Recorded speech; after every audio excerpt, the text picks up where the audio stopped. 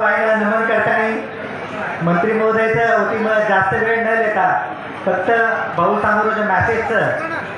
की शे गोर समाजानं आम्हाला आपण डेप्टी स्पीकर साहेब बोलले की आपण शेण एकत्र आता काम करे वेळ अवघीचं कमदिटे जाणू की आपण पोहराच्या विरोध सुद्धा खूप मोठा विकास करलेला आणि बोल माध्यमे माहिती पूर्ण देशभरात आपण जत्राही बंजारा समाजचं